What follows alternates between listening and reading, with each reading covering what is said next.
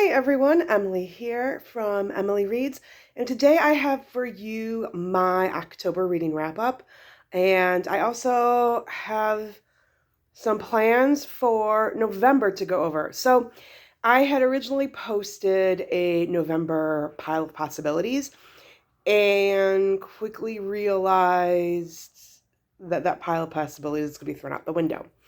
And I will go into details about why that is when I get to that section of the video. But before I get any further, just a note, I feel like I still sound kind of hoarse. You might hear me cough, I might sniffle. Um, October 25th, I tested positive for COVID for the first time. I've had 32 tests. Yes, because in 2020, I was working in a healthcare related field.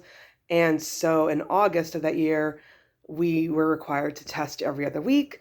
I've had surgery, I've been hospitalized, and I have asthma and allergies. So, like, those symptoms kind of mimic COVID. Then you throw in now I'm a teacher. So when I go to the doctor, they're like, "Have you been exposed?" And I say, "I'm a teacher." And then they hand me a COVID test. So I've had so many COVID tests, but haven't gotten it until recently. So I am still in the recovery process. So you might hear that. But for my monthly stats, I did read, and I forgot to add, I listened to Fourth Wing. I forgot to add that to my book tracker, so I'll need to do that. So it's a little off. I read 10 books. My page count without Fourth Wing is 3,360. So I think that's phenomenal considering that it's back to school, a parent-teacher conference weekend, progress reports were due, I got sick. So I think those are phenomenal stats. So let's just get into the books. So you might see me looking down. I've got my iPad here with my tracker on it. And I did have one DNF this month as well. So first I read A Good Girl's Guide to Murder, which I read it because I wanted to see the hype about it. And it was all right. I didn't really care for it all that much. I'm trying to figure out where I put my ratings. I gave it a 3-star.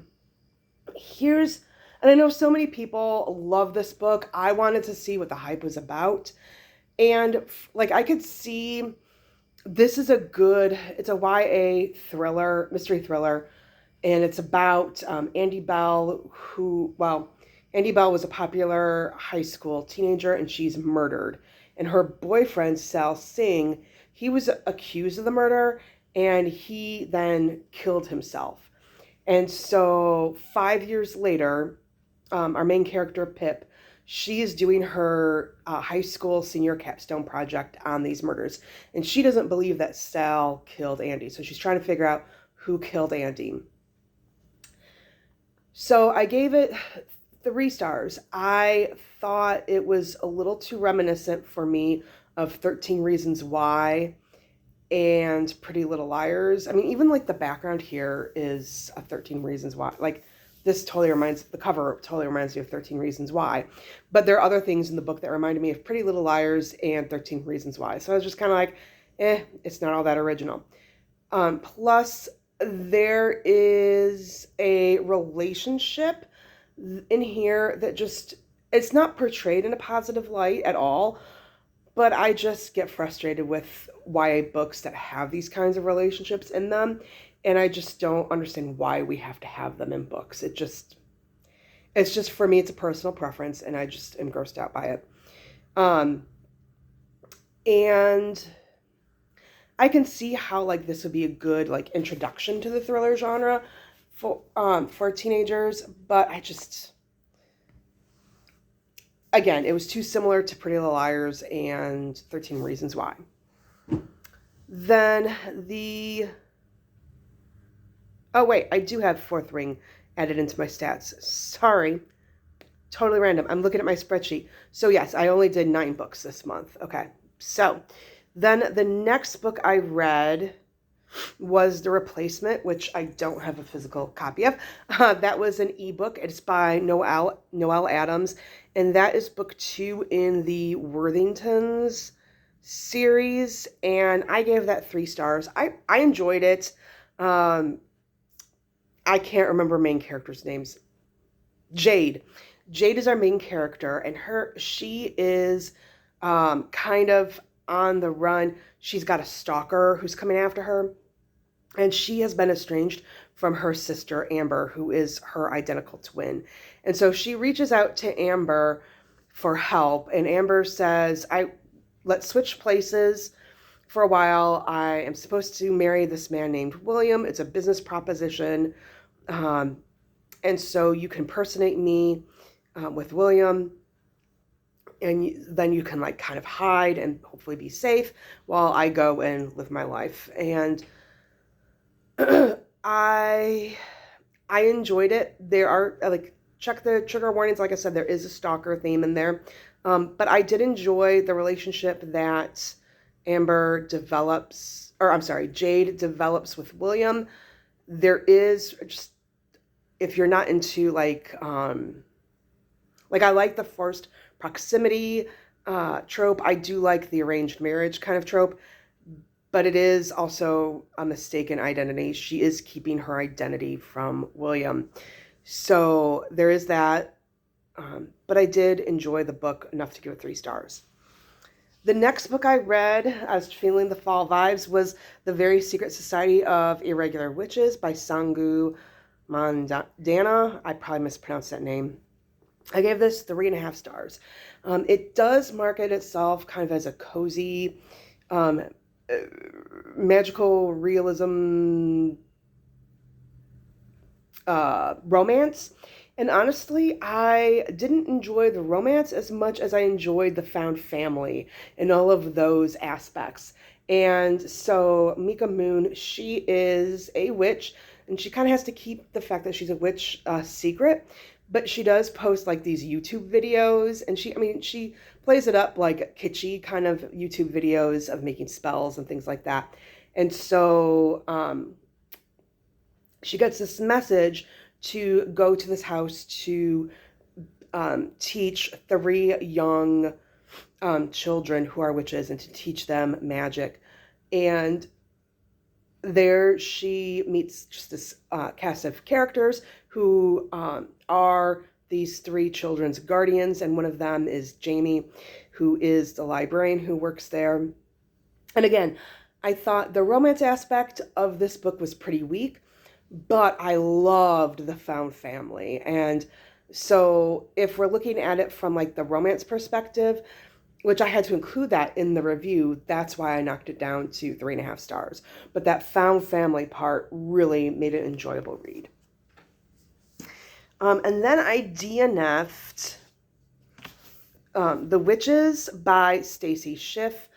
I've had, excuse me. So I've had this book on my shelf for years, and I've tried to read it in physical copy. I tried listening to it this month, and listening to it just didn't work for me. Because it is nonfiction, I was listening to it while I was getting ready, and so I was just having a hard time paying attention. And I think I just need to pass this book on. I don't think it's probably a bad book. I just never have been really in the right mood for it. And I've read over the course of the years numerous things about Salem witchcraft trials. So I think my taste in learning about that subject has kind of changed over time. So I am passing this book on. It has gone up, I believe, in my Pingo shop. So there's that. Then I read, like I said, I re-listened to Fourth Wing. I loved the audiobook of it. I thought it was great. I'm kind of disappointed with myself that I didn't pre-order the new exclusive special edition that's coming out with extra chapters from Zayden's point of view. And now you can't order it from Amazon anymore. So I kind of wish that I had pre-ordered it. I regret that. Oh well. But I still loved it. Gave it 4.5 stars. And then I read Jade War, which is book 2 in the Greenbone saga. And I gave this 5 stars. The character that I hate from book 1, I still hate him. There are some things that happen in here that it's kind of hard to talk about because it's book 2 of a trilogy. I do like how we expanded the world. So now it's no longer on just Kay-Kan, but it has moved to Espania as well. Another part, so we get more than just the war between the No Peak clan and the Mountain clan. We now are learning how other countries are at war with each other and how the clan wars are also involved in this wars of different countries. I still love the characters that I love. I still love Hilo. I still love Shay. I still love Andon. We get more development with those characters. One of the best duel scenes in fantasy. It was I was in this book. It's second to the duel in Words of Radiance. So I'm looking forward to reading Jade Legacy. Then I next read The True Love Experiment by Christina Lauren. And this is kind of like the sequel to Soulmate Equation. And this follows Fizzy, who is the friend in Soulmate Equation. So Fizzy is a romance author, and she's kind of lost her mojo, not only just like in her dating life, but also when it comes to writing. So she's having a hard time writing books. She's not really dating anymore. And so she's kind of struggling. And Connor Prince, he is a documentary filmmaker. He does a lot of like conservation type documentaries. And his production studio is like, we want you to do a reality dating show. And so he kind of recruits Fizzy to be the star of his dating show. And she agrees, as long as the dating show follows, like, the male characters on there are kind of like romance tropes, like for heroes. So like you have the one who got away, and the vampire. There's one that's the vampire, and there's one that is the cinnamon roll, and it is just so adorable. And just their connection. I thought the ending was a little rushed to me. Like the last chapter, I was just like, whoa, this is way rushed. But I did enjoy it, and I gave it 4.5 stars. The next book I read was for a virtual book club, and that's Halloween Party by Agatha Christie. I thought it'd be perfect. I actually recommended this because I thought it'd be perfect, like fall vibes. And I gave it 2.5 stars. Actually, probably would bump it down to 2. So this is book 41 for Hercule Poirot books. And I have not been reading them in any kind of order. This is only my 3rd Agatha Christie book that I've read. And Then There Were None, and Death on the Nile, and then this one. And this one is, they are at a Halloween party. And this 13-year-old girl named Joyce says that she once saw a murder. And so then, of course, she gets murdered. And she's drowned in an apple bobbing kind of tub. And so Hercule Poirot is brought in to figure out who murdered Joyce. I thought it was pretty obvious to figure out who the murderer was. Motive not as clear, but it was very obvious who one of the murderers was. Another problem that I had with this book, so this book came out in 1969 and is very much shows its age. One thing so it really talks about people who are mentally ill or might have like a cognitive impairment, just how it describes those people who have those challenges just in a very negative light, and just really not in an okay way how they talk about them. In addition, all of the females, even even a female as young as like 12, 13 years old, they're highly sexualized, where it gives a lot of depictions and descriptions of what their bodies look like, were they attractive, were they developed or not, how, it was just like, why do we need to sexualize a 12-year-old? And so that was really problematic for me and why I knocked down the rating.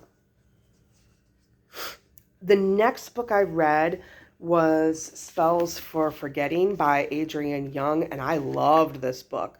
I gave it 5 stars. I thought, like, if you're looking for an atmospheric, mysterious, very much fall vibey book, this is it. The fall vibes are everywhere in this book, and it was just beautifully written.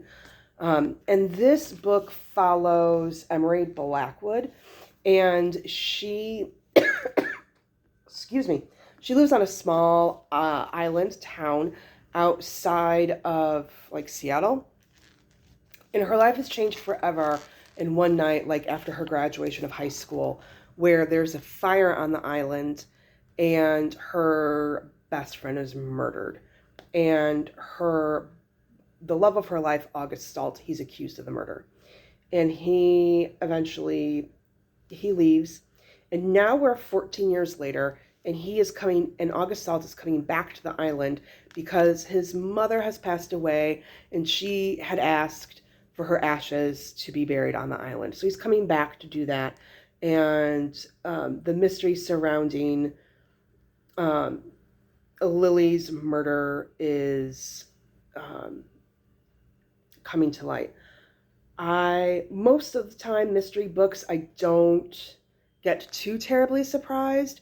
And I was shocked at one of the reveals. And I mean, I literally gasped out loud. I do think this is interesting. So I did this for my rating a book by their first lines. And so I rated not only just like the first line, but also what I feel like the whole book would be rated. And I had rated this as I thought that I would give it a 2.5 rating. Nope, it was a 5-star rating. And then finally, I read Chocolate Chip Cookie Murder Mystery by Joanne Fluke. That is the first book in the Hannah Swensen series. Now, I've read several of those books. I think I stopped around like book 15 or book 16. I honestly don't remember, but I read them, as they were coming out. This one I listened to on audio. I was like, you know what? I think it might be fun to get back into reading Joanne Fluke, and I think I'm going to try just listening to them on audio. They're a perfect book to listen to as I'm getting ready in the morning and doing chores.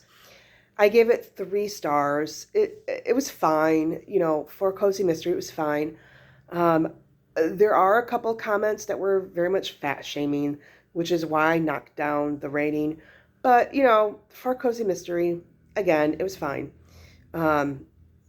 So that was all that I read in October.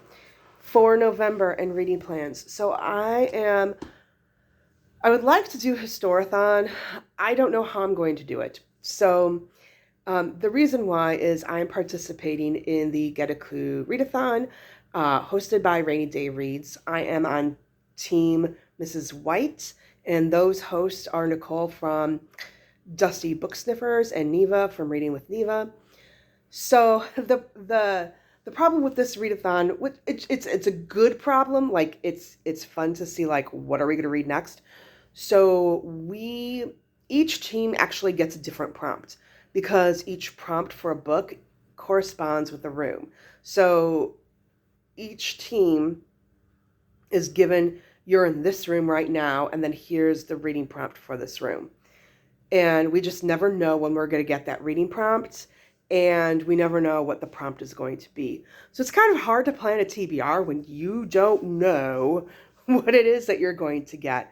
And I thought I was going to be able to plan kind of like a vague, like to plan a TBR and kind of hope that the books would fit the prompts. And we've already got 2 prompts, and only one book on my TBR or my pile of possibilities fit the prompts. So I'm just kind of like, we're just throwing out any kind of TBR for the month of November And you'll find out what I've read at the end of the month. But I can tell you a couple of things. So first, for November, I know for sure I'm going to read Killers of the Flower Moon. One, because I've already read it. I'm filming this on November 5th. So I've already read this book. But two, I have to read it for a book club that I'm a part of. So more thoughts to come on this. I probably will not finish this book, but this is part of a professional development book. So I signed up for professional development so that way I can get hours to help renew my licensure for teaching. So that's why I'm reading this book. Otherwise, I'll be honest and say I probably wouldn't read this book because I don't read nonfiction. But this is Habits of Highly Effective Teachers, The Ultimate Guide to Practical Behavior Management That Works by Marie Amaro. So I read a book over the summer and for professional development, really did not care for it. So I'm hoping that this will be a better book. But this will be How to Establish Clear Expectations for Behavior in the Classroom, the secret to building rapport with students while maintaining appropriate boundaries, how to reduce conflict, simple ways to reinforce inspected behavior, how to skillfully redirect inappropriate behavior. I don't know. We'll see. We will see. I was also hoping to get to Jade Legacy in November. I don't think that's going to happen. I might hold off and read that in December. But that is all. And let me know what you've read in October. What are your thoughts on any of these books? And happy reading.